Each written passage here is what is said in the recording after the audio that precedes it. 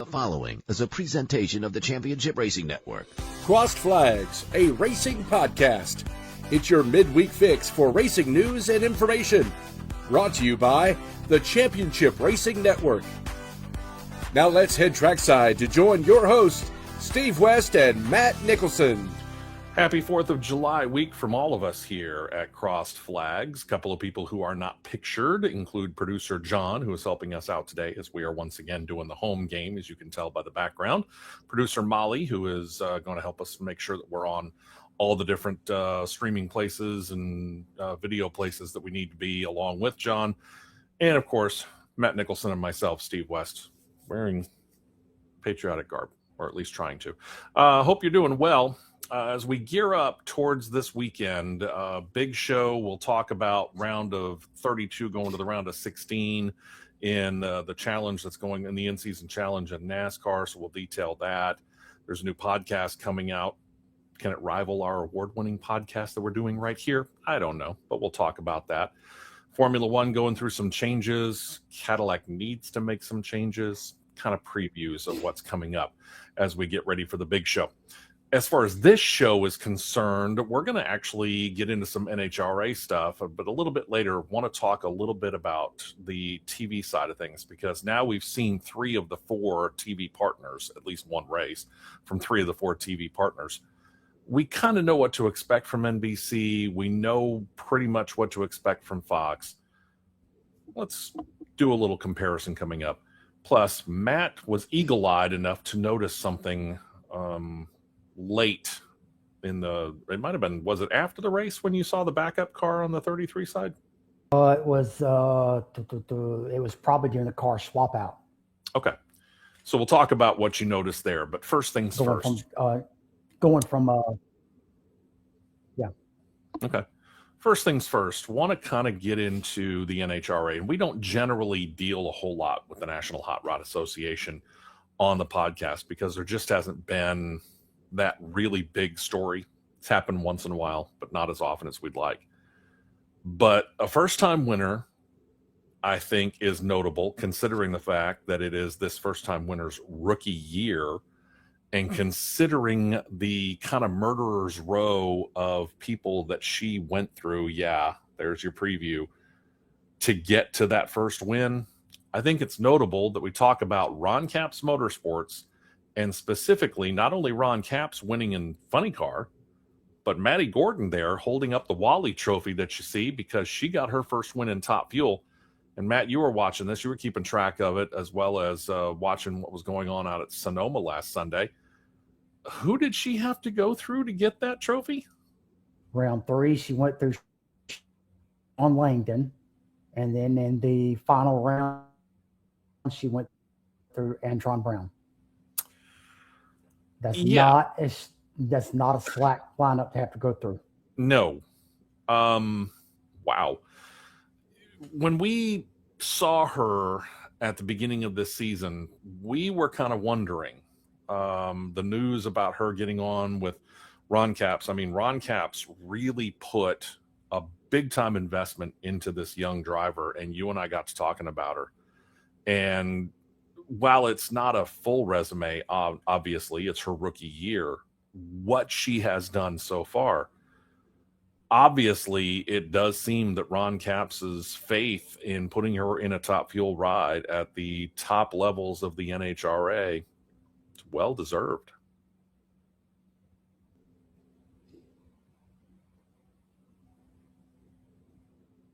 Yeah, and it's all a gamble, but his bet is paying off. Yeah, I'd say that in a big way. So congratulations to her. Congratulations to him. Ron Capps, veteran man, multiple-time champion. If I remember reading it correctly, this was his 80th career win in Funny Car. Not a surprise. Maddie Gordon, I don't want to say her winning is a surprise. I want to say her winning this early and going through the ladder that she went through might be the surprise. Yeah, she held her own at Norwalk. That's about the simple way I can say it. And then with Rob Flynn, her crew chief, dialing that car in as good as he did, she earned it. Yeah. She earned it. First win of the year, only win of the year, or is she I say a threat. I mean, obviously she is a threat. She can make the ladder. She can make the finals. Realistically, though, what are her chances of getting another win and maybe vaulting herself well inside and making the chase or the countdown for the championship? I would say pretty substantial. Okay. It's pretty good. You think she's pretty solid, I would ready say to go? it's really good. Okay. That win certainly helped. Yeah. Yeah, it definitely helped, no doubt. Yeah. But I would say she's got a likelihood of winning 2 to 3 more this year. Yep. Okay. That's what I would bet. And one other note here before we kind of go into TV side, you also noted this about Maddie Gordon, and this was at the first race of the year. I didn't get to watch what happened at the Gator Nationals, but the very first race of the year, Gator Nationals, you happened to have the chance to the opportunity to see it. She has already got a significant fan base. I would say significant is an understatement. She's at the level. I'm going to say at the level that John Force was at for crowd support. Well, that's huge. That's huge. Congratulations to Ron Capps Motorsports, Ron Capps for winning in Funny Car, and of course Maddie Gordon. That first win, you know about that first win situation there, the excitement of being able to hold up that very first trophy. You know, I don't even know whether you can try to explain it, but by all means, feel free to give it a try. That's always the hardest one to win. But when you win that the second and third one and down the line comes that much easier. Sure. Yeah. Well, like you said, getting the first one off of your shoulders, a big weight off your shoulders, the big monkey off your back, whatever you want to call it. And now you just kind of relax because you're not so concerned, might be the best word to, your mind isn't racing. Hey, when am I going to get that first win? You now have that win, and now you can just concentrate on the job at hand, knowing you've done it and you can do it again. Mm-hmm. All right. Exactly right. All right. So year 2 of the new TV deal for NASCAR. And of course, this is the situation where Fox Sports 1 and maybe Fox gets a race or two in the Craftsman Truck Series. The CW has all of the O'Reilly Auto Parts series, but yet the Cup Series is split amongst 4 properties. Kicks off with Fox, with some Fox Sports 1, then goes to Amazon Prime. Now it's on TNT Sports. And if you don't get specifically TNT Sports, you might notice you can also stream it on HBO Max, judging by the picture that producer John has put up right there. So that's good news. And then you go to NBC, which tends to put the vast majority of their races on USA. Whether or not they show up on the Peacock streaming network, that's another story entirely. In looking at this and knowing my feelings about Fox and NBC from previous times, previous years, and knowing that really not much has changed from last year to this year, I like Fox. I like Mike Joy. I know he's got his critics. I think Kevin Harvick does a great job. Clint Boyer tends to be a little bit on the interrupting side. I go over to NBC. I'm a little less with them. Now, don't get me wrong. I think that we've got a great main announcer. My biggest problem, and there's a personal side to it as well, is Jeff Burton, who I'm not overly impressed with. I haven't been overly impressed with NBC's coverage altogether. So I would rank Fox ahead of NBC. I haven't had the chance to see TNT because I got busy this past Sunday. I was involved in work and unfortunately will be again this weekend as they head to Chicagoland. So I'm not going to be able to see it. I might be able to catch the tail end part of it because the July 4th weekend also happens to have our Birmingham Barons in town, and the radio station group Cumulus Media, that is the fine progenitors of this here podcast that you're watching, are the affiliates, and I happen to do Sunday games. So I might be able to catch the tail end part of it, but I'm not as overly familiar with what TNT does. I do know what Amazon Prime does. And what I know from Amazon Prime is the fact that they have an advantage. really, you might be able to call it 2 advantages over everybody else. Being the streaming service that they are, they can much easier, make it much easier to adjust, which they did for one race, to move up time, to get in a race before the rains are coming in. And they did a very nice job of doing that at Pocono. They can have as long a pre-race show as they want. Yeah. They can have as long a post-race show as they want. And because of the fact that they are not beholden to any cable company, they have their own commercial breaks. And in their own commercial breaks, it looks exactly like what you're seeing here. 2 windows, 1 window, for example, where Matt is would be the on-track action. The window that you see me in is where the commercials played. Amazon Prime has set a standard. And I get it. There are people that simply will not subscribe to Amazon Prime. They won't do it for ordering stuff on Amazon and then you get Prime along with it. None of that. They insist that they're not going to do it. And you're more than welcome to choose that. But I think if you don't pay attention to what they're doing on Amazon Prime, you're missing out. To me, they are the best of the 4.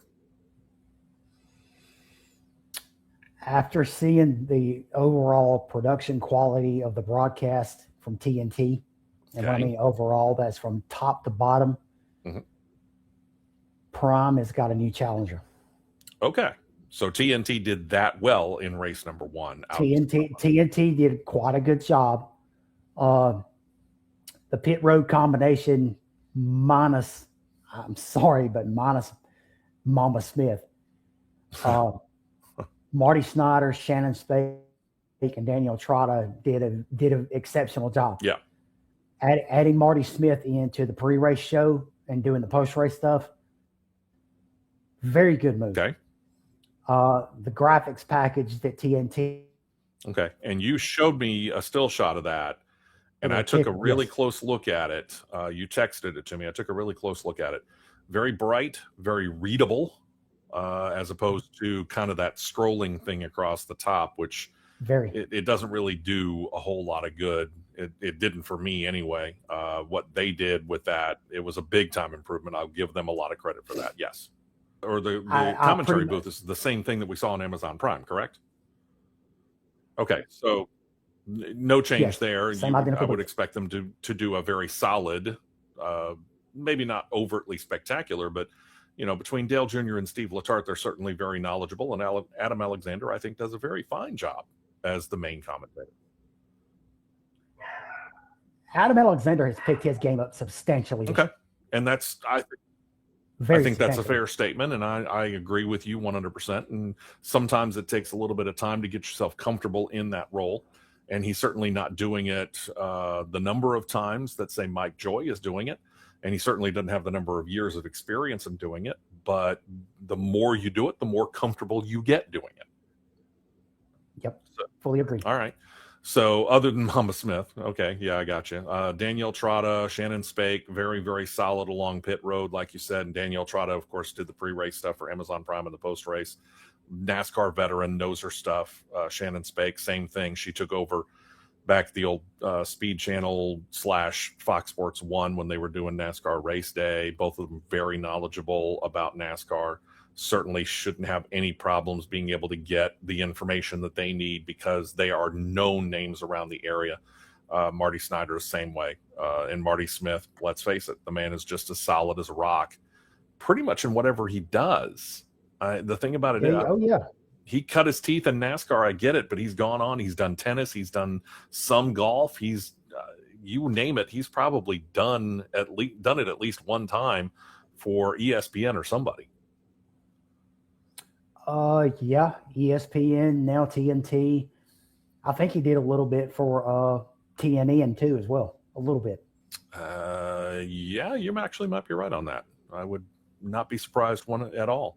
So they're solid. So in your overall rankings, let's go 1 to 4. Who are you putting at the bottom of the rankings? Who's the bottom of your rankings? I guess I would put it that way. I'm unfortunately, oh boy, bottom of the rankings. I'm gonna have to go Fox. Okay. Not because of who the lead play-by-play is, because of the overall production quality. Okay. And, just the overall production quality. So it's not necessarily the announcer lineup that you're worried about when you're talking about this. You're looking at the production side of things, how they present it on television. Right. Okay. Third, right. And I think that's fair. I think that's fair. Third, I'll go NBC. Okay. Guess from, what? 8 networks, you got work to do. Yeah. I'll go NBC third because of their production is just a hair better than Fox's. And that's where I give them the edge. I'll put Diffie and Joy on the same level. I would agree. Yeah. Joy may be a little bit more knowledgeable about NASCAR only because of the fact that he's been doing it for longer. Right. But I'm here to tell you, you and I, we've had the opportunity to do this. We'll step out in the hallway up there in the tower at Talladega in the fall race, and I'll just sit there and listen to Lee Diffie for a couple of minutes and come to the understanding of how good he has gotten in a very short term. And this criticism of him with the foreign accent coming in and calling NASCAR, forget the accent. What's the quality of what it is that he's bringing to the broadcast? Right. That's what you should be paying attention to. You can take Jeff Burton completely out of that booth, and Lee Diffie could carry the whole broadcast. I thoroughly agree personally, but that's my opinion. It could carry the entire broadcast. Yeah. After seeing what I saw this weekend, I'm going to go 1B as TNT. Okay, so they're that close for you. That TNT narrowed the gap substantially. Okay. And Prime is 1A. Yeah. And again, I got to give TNT the incomplete because I haven't seen it. And the only reason I do it is because I think the announcing crew, Clint Boyer needs some work, but the announcing crew to me, it makes the difference. For you, it's the production value. For me, it's the announcing crew. I put NBC on the bottom. I put Fox at 2, and I put Amazon Prime at 3. And like I said, I give an incomplete right now to TNT until such a time as I can actually see it. And then once I do that, maybe we'll revisit these rankings just for a moment. And like I said, hopefully that'll be this Sunday night, and we'll make mention of it next week on Cross Flags. Speaking of making mention, we obviously know what happened, the tragic situation with Kyle Busch. Richard Childress Racing switching the car number from 8 to 33. Presumably, Austin Hill's going to be in that car next year, although nothing's been announced. We know it's not going to be Jesse Love. Jesse Love's going to the 21 car for Wood Brothers Racing in the Cup Series. Leaves Josh Berry out in the cold for now. I think that'll change before too long. But in doing that, not everything has been 100% prepared, you noted over the weekend there, Matt. Yeah. Of course, as you hear my choir in the background. Sure. The hauler wrap hasn't been changed yet. It still has the number 8 on it. And there's a part of me that actually hopes that they don't. If they haven't changed it by now, I don't think they're going to change it. Yeah, I think it's a neat honor. And you say, okay, well, how did that happen? Well, remember, we're going from San Diego to Sonoma. There was no sense in taking your main hauler and taking it from Charlotte. We'll say Charlotte, obviously. They're all around the Charlotte area, so we'll just say Charlotte in general. Charlotte to San Diego, driving it all the way back to San Diego, or all the way back to Charlotte, grabbing new stuff for Sonoma and going all the way back out to Sonoma. That's ridiculous. So what NASCAR allowed them to do was to meet up on the grounds of the old Auto Club Speedway, which, by the way, saw some pictures of the status of that, and that looks like death warmed over. And then some. It's just so sad. So the teams were allowed to bring out their Sonoma stuff in their secondary haulers, and all the teams pretty much have them. They met up at the grounds at Auto Club, swapped out what they needed to. The secondary haulers go back to Charlotte, and the main haulers go up to Sonoma. Mm-hmm. And the fact that, it's amazing how they are able to make all of this work and get these 3,000 plus miles from the Charlotte area to the LA area and get all this stuff taken care of. The logistics of this are just amazing. But to stop and think that RCR, and again, here's the question. We know they've rewrapped the cars. They specifically did that, and we already saw that 25 years ago when they had to rewrap the number 3 to the number 29 in a hurry when they put Kevin Harvick in the car. That's the right thing to do, but I think at the same time, it kind of honors the fact that that's still the Kyle Busch team by keeping the 8 wrap on that hauler. I think it's the right thing to do. Yep. I hope that they do keep it that way. Yeah. And then somebody caught a picture of a car swap out. Yeah. Then when they did it, and the backup car for Sonoma still had a number 8 wrap on it. That probably would have gotten changed if they had to break it out. If they would have had to, yeah. Yeah. Unfortunate to a certain extent, because would have loved to have seen the number 8 back on the track. But I get it. That's Kyle Busch's number, and that's the way Richard Childress and Richard Childress Racing looks at it. But yeah, very cool. And hopefully, if we don't get the chance to go to a race before then, when they come to Talladega, I hope when they wheel that thing in, it's still got the number 8 look on it. I really do. I agree. I think it would be a very, very cool thing. 4th of July weekend, whatever it is that you got planned for this 4th of July weekend. It's a busy race weekend. I can tell you that. Full schedule coming up, of course, at the very early parts of the big show this coming weekend. But it is going to be a busy, busy weekend on the track all around the world. I couldn't resist, but I'm going to make a little bit of fun of this because on the July 4th weekend, they're running the British Grand Prix in Formula One. And let's face it, that's who we're celebrating gaining our independence from. So I'm trying to figure out how many ways I can have fun with that. I'm sure I'll figure it out. But in the meantime, you guys have a good time. And we'll talk to you on July 4th itself that morning, gearing up for it. So whatever it is that you got planned, be careful, be safe. Hope to see you on Saturday morning, the big show, 9 a.m. Eastern, 8 a.m. Central Time. Big thanks to producers Molly and John. And, of course, Matt, my sidekick and the resident driver. Thank you very much for checking us out. Download, subscribe, all that kind of stuff right down there below, please. We appreciate it. And if you already have, thank you. Tell others about it as well, okay? And we will talk to you Saturday morning on the big show on CRN.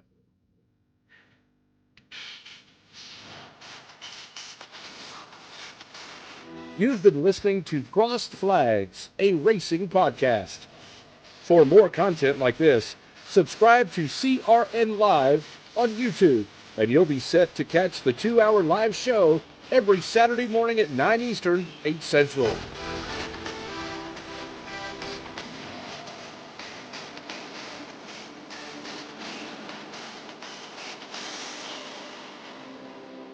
This has been a presentation of the Championship Racing Network.